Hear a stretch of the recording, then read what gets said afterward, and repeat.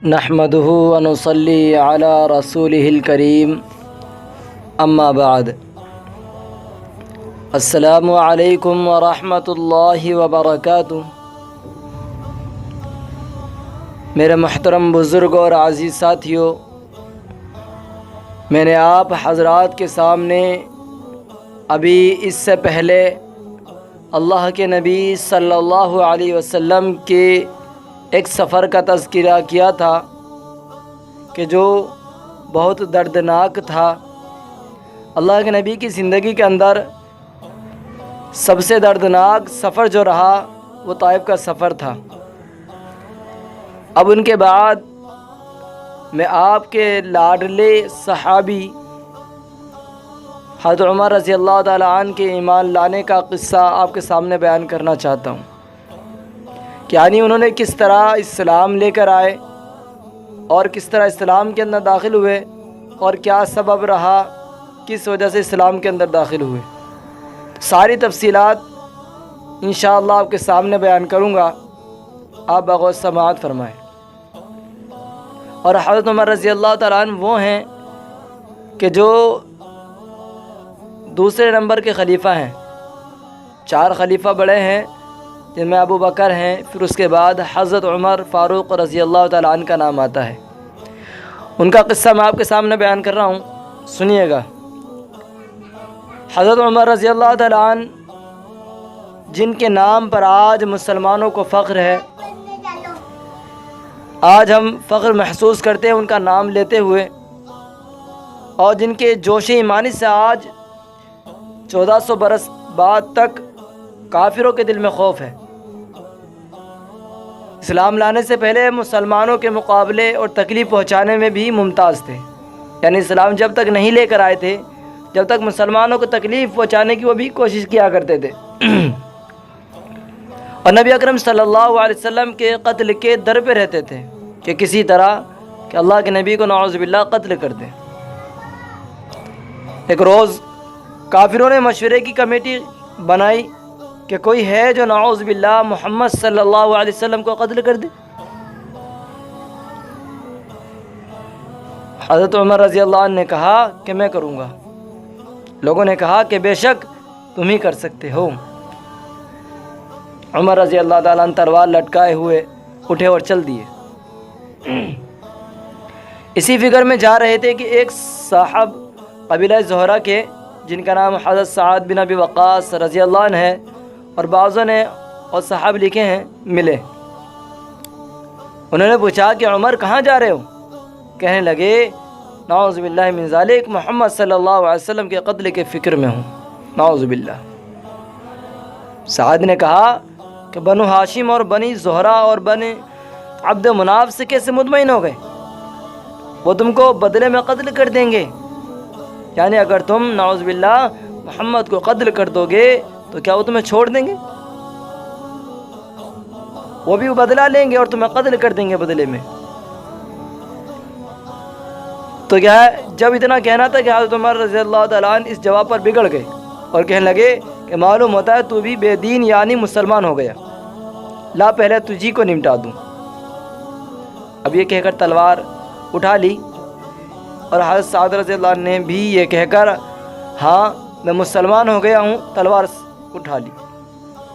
دونوں طرف سے تلوار چلنے کو تھی کہ حضرت سعد رضی اللہ عنہ نے کہا کہ پہلے اپنے گھر کی تو خبر لے، تیری بہن اور بہنوئی دونوں مسلمان ہو چکے ہیں۔ یہ سننا تھا کہ غصے سے بھر گئے اور سیدھے بہن کے گھر گئے۔ وہاں حضرت خباب رضی اللہ تعالیٰ عنہ جن کا ذکر گزر چکا ہے، کواڑ بند کیے ہوئے ان دونوں میاں بیوی کو قرآن شریف پڑھا رہے تھے،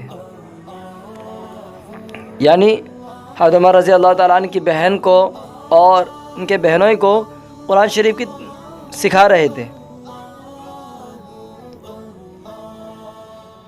حضرت عمر رضی اللہ تعالیٰ عنہ نے کواڑ کھٹکھٹائے، دروازہ کھلوایا۔ ان کی آواز سے حضرت خباب رضی اللہ تعالیٰ عنہ تو جلدی سے اندر چھپ گئے، کیونکہ اللہ تعالیٰ نے انہیں بہت بہادر بنایا تھا، بہت طاقتور بھی تھے، تو اس لیے کیا ہے وہ بیچارے ڈر کے مارے اندر چھپ گئے، اور وہ صحیفہ بھی جلدی میں باہر ہی رہ گیا جس پر آیت قرآنی لکھی ہوئی تھی۔ یعنی جس پر قرآن کی آیت لکھی ہوئی تھی وہ کاغذ بھی بھاری رہ گیا۔ بہن نے کواڑ کھولے، حضرت عمر رضی اللہ عنہ کے ہاتھ میں کوئی چیز تھی جس کو بہن کے سر پر مارا، جس سے سر سے خون بہنے لگا۔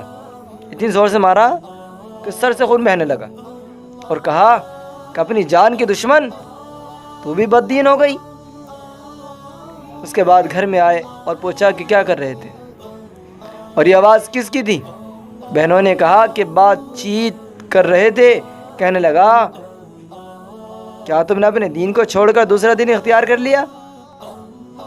اب حضرت عمر رضی اللہ عنہ کے بہنوں نے کہا کہ اگر دوسرا دین حق ہو تب، یعنی ان کا کہنا تھا کہ ہاں ہم نے دوسرا دین اختیار کر لیا، کہ حق دین اختیار کر لیا۔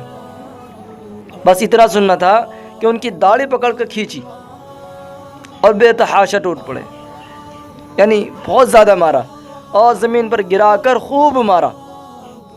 بہن نے بھی چھڑانے کی کوشش کی تو ان کے منہ پر ایک تماچا اس زور سے مارا کہ خون نکل آیا۔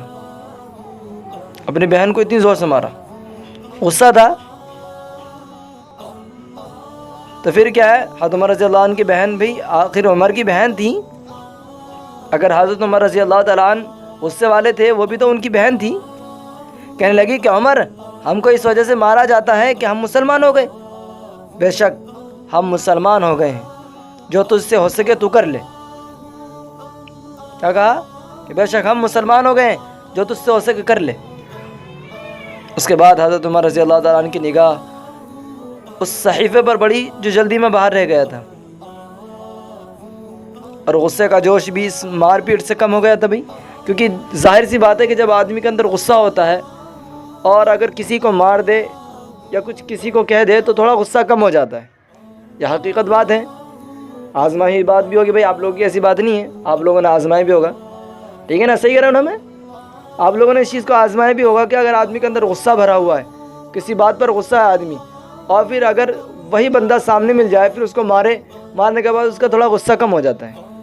تو وہی حضرت عمر رضی اللہ تعالیٰ عنہ کے ساتھ ہوا کہ اپنی بہن اور بہنوں کو مارنے کے بعد ان کا غصہ کم ہو گیا،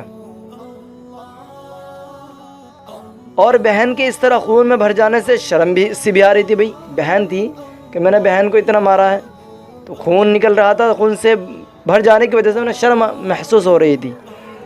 کہنے لگے کہ اچھا مجھے دکھلاؤ یہ کیا ہے۔ بہن نے کہا کہ تو ناپاک ہے اور اس کو ناپاک ہاتھ نہیں لگا سکتے۔ ہر چند اصرار کیا، یعنی بہت کوشش کی کہ مجھے دے دو، مگر وہ بے وضو اور غسل کے دینے کو تیار نہ ہوئی۔ بہن نے کہا کہ دیکھو میں تمہیں نہیں دوں گی جب تک تم غسل اور وضو نہیں کرو گے۔ حضرت عمر رضی اللہ تعالیٰ عنہ نے غسل کیا اور اس کو لے کر پڑھا۔ اس میں سورہ طٰہٰ جو 16 پارے میں ہے لکھی ہوئی تھی، اس کو پڑھنا شروع کیا، اور اننی انا اللہ لا الہ الا انا فاعبدنی واقم الصلاۃ لذکری تک پڑھنا تھا کہ حالت ہی بدل گئی۔ وہ شخص کہ جو پہلے مرنے مارنے پر اتارو تھا کہ بس کسی طرح محمد کو نعوذ باللہ قتل کر دوں، وہ شخص جو اس چیز پر آمادہ تھا کہ میں کسی طرح قتل کر دوں، کہ اسلام کو مٹا دوں، کیا اس کی کیفیت بدل گئی۔ کہنے لگے کہ اچھا مجھے بھی محمد کی خدمت میں لے چلو۔ کیا کہا؟ یعنی وہ شخص کہ جو ابھی محمد صلی اللہ علیہ وسلم کو نعوذ باللہ قتل کرنے کو تیار، اور وہ کیا کہہ رہے ہیں کہ اچھا مجھے بھی محمد صلی اللہ علیہ وسلم کی خدمت میں لے چلو۔ یہ الفاظ سن کر حضرت خباب رضی اللہ تعالیٰ اندر سے نکلے اور کہا کہ اے عمر، تمہیں خوشخبری دیتا ہوں کہ کل رات جمعہ رات میں حضور اقدس صلی اللہ علیہ وسلم نے دعا مانگی تھی کہ یا اللہ، عمر اور ابو جہل میں جو تجھے زیادہ پسند ہو اس سے اسلام کو طاقت عطا فرما۔ یا اللہ کے نبی نے کس کے حق میں دعا مانگی؟ کہ ابو جہل کے حق میں یا پھر عمر کے حق میں، اور اللہ نے کس کے حق میں دعا قبول کی؟ حضرت عمر رضی اللہ عنہ کے حق میں۔ تو بتاؤ، اللہ نے حضرت عمر رضی اللہ عنہ کے حق میں دعا قبول کر لی اللہ کے نبی کی۔ اس کے بعد کیا ہے، کیونکہ بتاتے ہیں کہ عرب کے اندر یہ دونوں طاقت میں مشہور بھی تھے کہ سب سے زیادہ طاقتور ابو جہل اور حضرت عمر رضی اللہ تعالیٰ عنہ تھے۔ تو کیا ہے، حضرت خباب نے کہا کہ معلوم ہوتا ہے کہ اللہ کے نبی کی دعا تمہارے حق میں قبول ہو گئی۔ اس کے بعد حضور صلی اللہ علیہ وسلم کی خدمت میں حاضر ہوئے اور جمعے کی صبح کو مسلمان ہوئے۔ کب ہو گئے مسلمان؟ جمعے کی صبح کو۔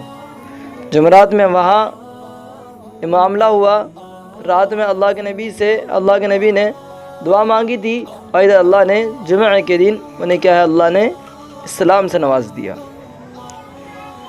اس کا اب کیا ہے، ان کا معرب حضرت عمر رضی اللہ تعالیٰ عنہ کا مسلمان ہونا تھا کہ کفار کے حوصلے پست ہونا شروع ہو گئے، کیونکہ بھائی ایک جو عرب کی، مکہ کی ایک جو طاقت، جب وہی ساتھ چھوڑ دے، جیسے مثال کے طور پر وہ ہمارے سامنے کوئی ہمارا ایک گورنر ہے، ہم اس کے پیچھے پیچھے وہ ہمارا رہنما ہے، اور وہی رہنما ہٹ جائے تو ہمارے کیا حوصلے پست ہو جائیں گے۔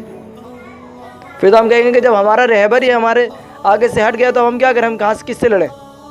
تو وہ مسئلہ تھا کہ حضرت عمر رضی اللہ تعالیٰ عنہ طاقت و مشہور تھے، تو جب پتہ لگا کہ حضرت عمر رضی اللہ تعالیٰ عنہ اسلام کے اندر داخل ہو گئے تو سب کے کیا، کافروں کے حوصلے پست ہونا شروع ہو گئے۔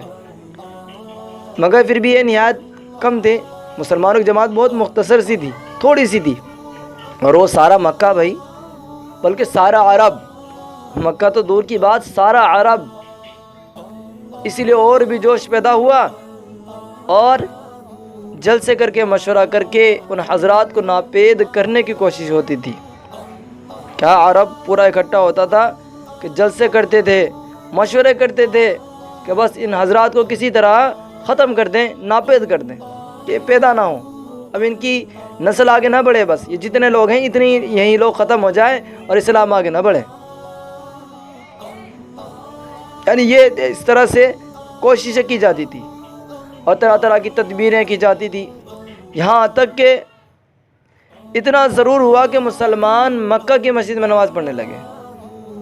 جب کیا ہوا کہ جب حضرت عمر رضی اللہ تعالیٰ عنہ اسلام کے اندر داخل ہو گئے اور وہ اسلام کو دبانے کی کوشش کر رہے ہیں، تو اللہ تعالیٰ نے حضرت عمر رضی اللہ تعالیٰ عنہ جب اسلام کے اندر داخل ہوئے تو یہ ہوا کہ وہ پھر مکہ کی مسجد میں نماز پڑھنے لگے۔